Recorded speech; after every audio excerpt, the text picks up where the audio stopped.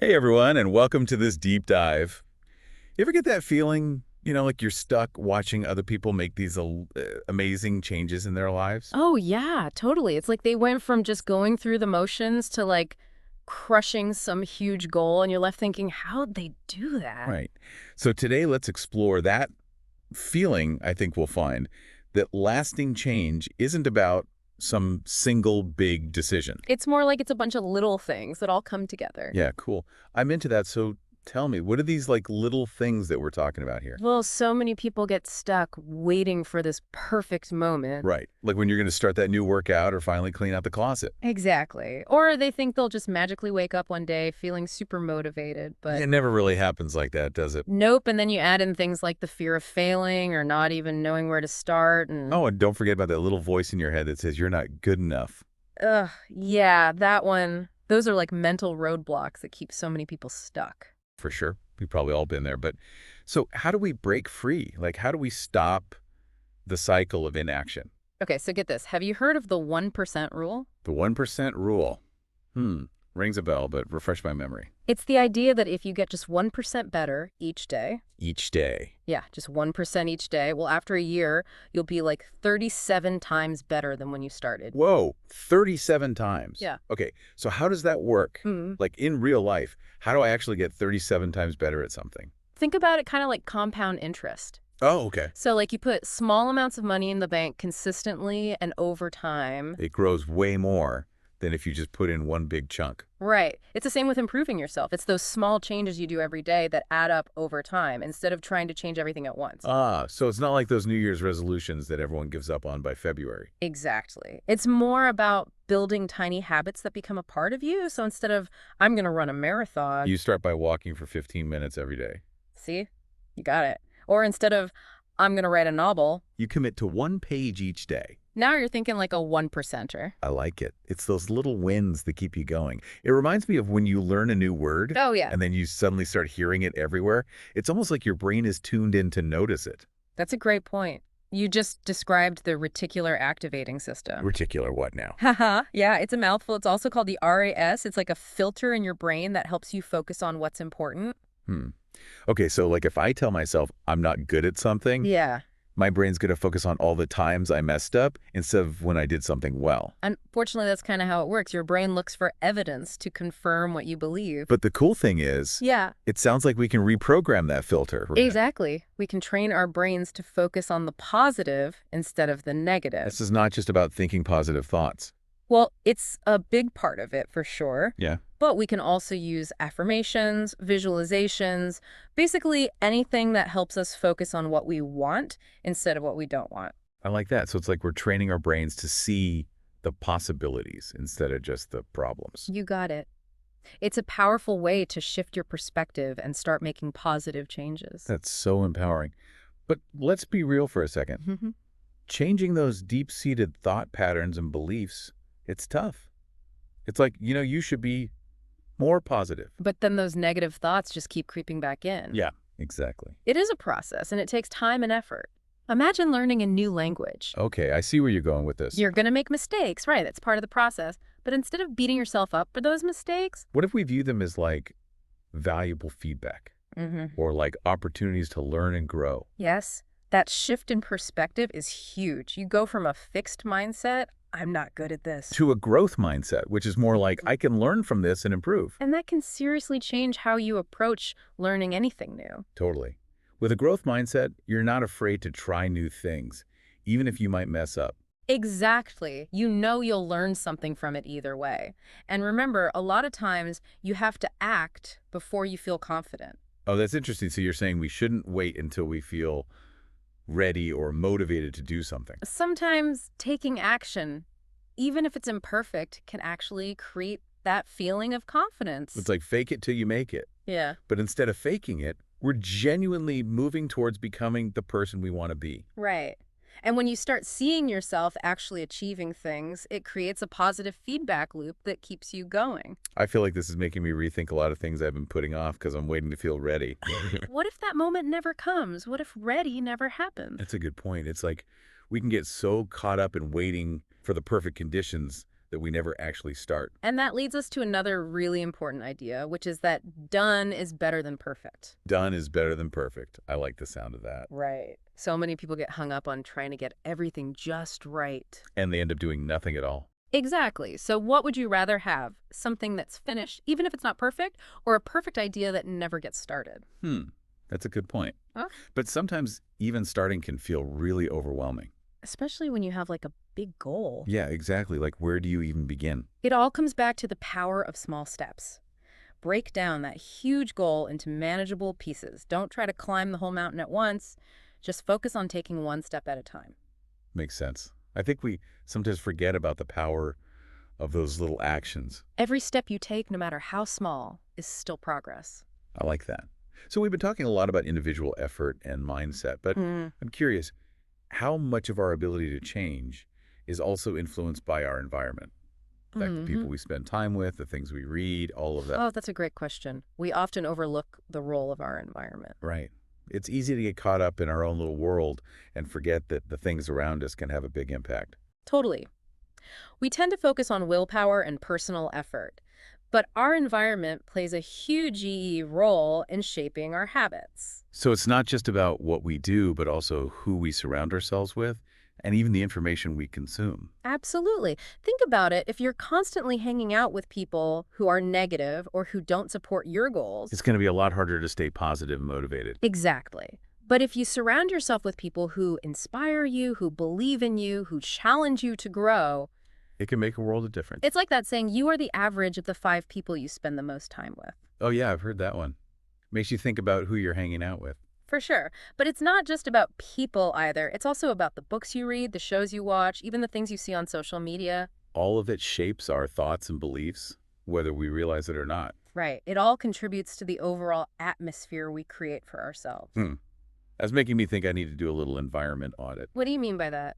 Like, take a look at the things I'm consuming, both physically and mentally. And see if they're supporting or hindering my growth. Exactly. Because if I'm surrounding myself with negativity or things that don't align with my values, It's going to be a lot harder to make positive changes. it's pretty empowering, though, to realize that we have the power to choose those things, to consciously create an environment that supports our well-being. It is, and that's something we often forget. We have more control over our lives than we think. I love that. Yeah. So we've talked about the importance of mindset, action, and environment. But how do all these pieces come together to create lasting positive change? Is there like a formula? Well, it's not as simple as just following a checklist, but it's about understanding how all these elements work together and finding what works best for you. So it's like a personal journey of self-discovery. Exactly. But the most important thing is to remember that you are the architect of your own transformation. You have the power to choose your actions, to cultivate your mindset, and to shape your environment. That's a really powerful thought. It means we're not just passive bystanders in our own lives, we're active participants. And we have more power to create change than we often realize. I love that. So tell me, what resonated with you most from what we've talked about so far? You know, for me, it's the power of the RAS that we can actually train our brains to notice different things based on what we focus on. It's like we're constantly shaping our own reality with our thoughts. That's amazing, right? It is. It makes you realize how important it is to be intentional about the thoughts we're feeding our minds and the messages we're exposing ourselves to. But it also makes me think about something that's crucial for making any kind of lasting change: self-compassion. Oh, interesting. Tell me more about self-compassion. It's so easy to beat ourselves up when we make mistakes, especially when we're trying to change or improve ourselves. But if we can approach this whole journey with kindness and understanding, we're much more likely to stick with it and see it through. It's like we're more likely to reach our goals if we're cheering ourselves on instead of constantly criticizing ourselves. Exactly. We need to treat ourselves with the same compassion we would offer a good friend. It makes the whole process so much easier and more enjoyable. For sure. And it's a good reminder that this is a journey, not a destination, right? There are going to be ups and downs, but it's all part of the process. Absolutely. We're all works in progress, constantly evolving and becoming. But it's important to celebrate those small wins along the way, to acknowledge how far we've come, and to give ourselves credit for the effort we're putting in. Yes, I love that. We're all constantly evolving, but it's those small, consistent actions that really make the difference in the long run. And it's not about achieving some perfect end state. It's about enjoying the process of growth and transformation along the way. Beautifully said. Yeah. Well, I think we've covered a lot of ground today. I'm excited to continue this conversation in our next deep dive. Me too. I'm looking forward to sharing some more insights and practical tips for how we can apply all of these ideas in our daily lives. Awesome. Can't wait. So until next time, keep exploring and keep believing in the power of those small changes. See you then. I was thinking during that last bit, Yeah. it's kind of funny, like we try to force these big changes all at once. Instead of just like breaking them down. It's like trying to cram a huge puzzle piece in the wrong spot. It's never going to fit. Totally. You just get frustrated and give up. But when you start with those small, consistent steps, It's like finding that perfect piece. And they start to see the whole picture coming together, you know? I love that. Okay, so before we get too lost in our puzzle metaphor, let's recap what we've talked about so far. Sounds good to me. What stands out to you as like the key takeaways? Well, I think we got to start by acknowledging those mental roadblocks we were talking about earlier. Oh yeah, those sneaky little things. Fear of failing, feeling overwhelmed, not knowing where to begin, that negative self-talk. We all experience those. And naming them out loud can help us. Exactly. It's the first step to overcoming them. Right. And then we talked about how action often comes before confidence. Oh, yeah, that's a big one. Like sometimes you just got to take that first step, even if you're a little scared or unsure. Because often that action is what gives you the confidence to keep going. So true. And it doesn't have to be some huge, dramatic step. Nope. We talked about those tiny 1% improvements we can make every day. And how, over time, those add up to huge results. Like those little puzzle pieces that eventually create a whole picture, right? Exactly. And speaking of pictures, don't forget about the importance of mindset. Oh yeah, mindset is huge. Cultivating that growth mindset where you believe you can always learn and improve. It changes how we see challenges. Instead of getting stuck in self-criticism, you start to see those mistakes as opportunities to learn. I like that, turning those mistakes into stepping stones. Right. And remember that reticular activating system we were talking about? It's the RAS. Yes.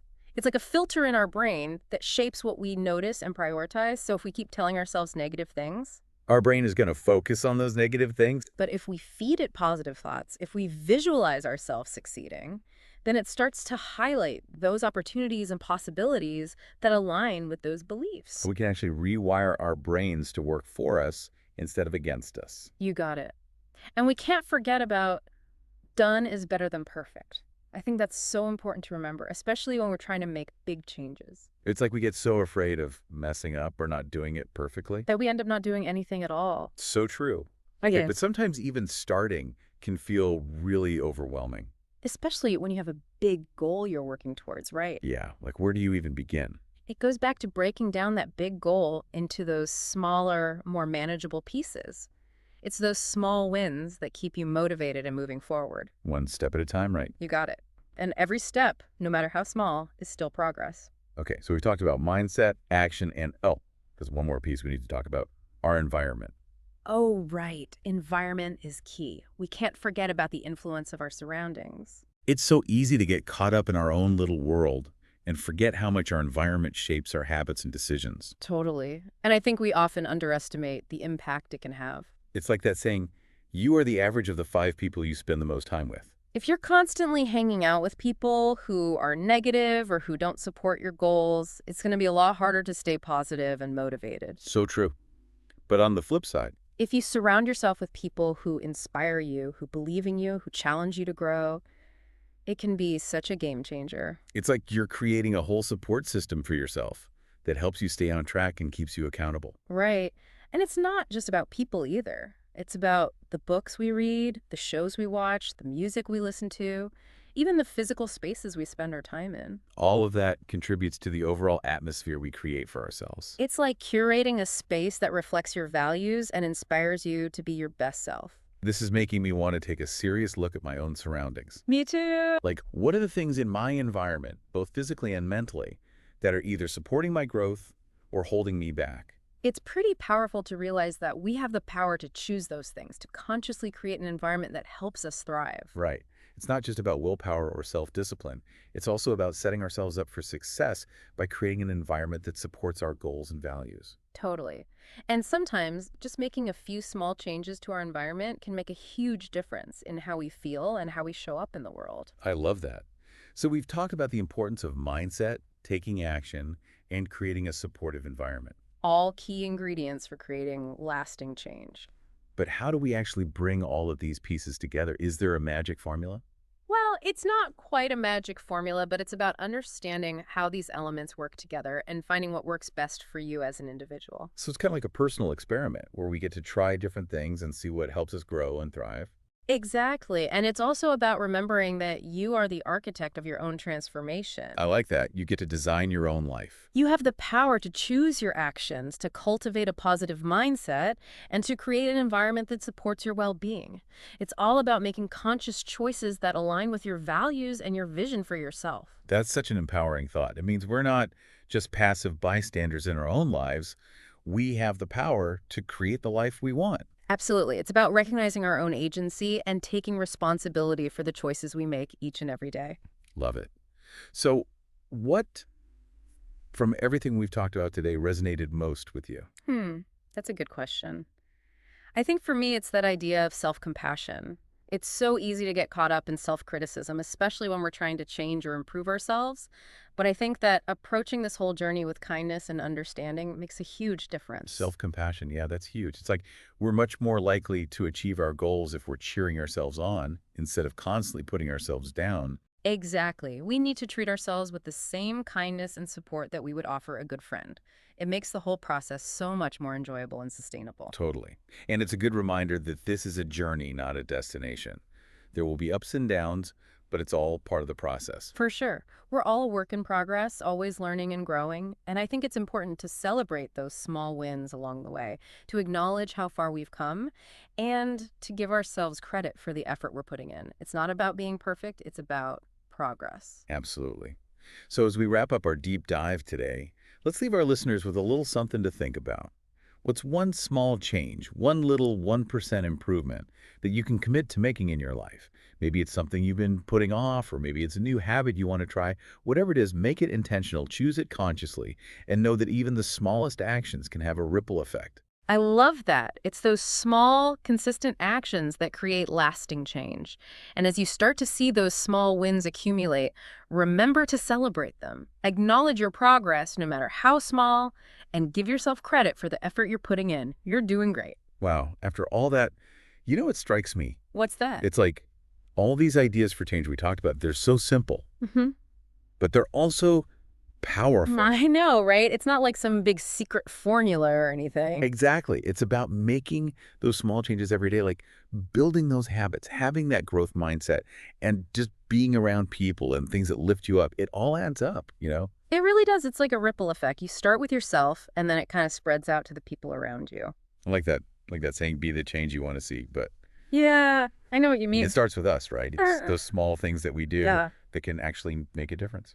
And the cool thing is, we all have the power to make those changes right here, right now. You don't got to wait for the perfect time or anything. Exactly. So for everyone listening, here's a little challenge. Think of one small change you can make today. Anything. It doesn't have to be huge. Right. Like maybe swap out a negative thought with a positive one, or try meditating for 5 minutes, or even call a friend you haven't talked to in a while. Yeah, just something small but intentional, something you choose to do because you know it's good for you. And as you start seeing those little wins, celebrate them. Give yourself credit for the effort you're putting in. You deserve it. This whole journey of self-improvement, it's about becoming the best version of ourselves. And when we do It that, ripples out and makes the world a better place. that's what it's all about, right? Exactly. So that's it for this deep dive, everyone. Thanks for joining us. Yeah, thanks for listening. Keep exploring, keep learning, and keep making those positive changes, one small step at a time. Until next time.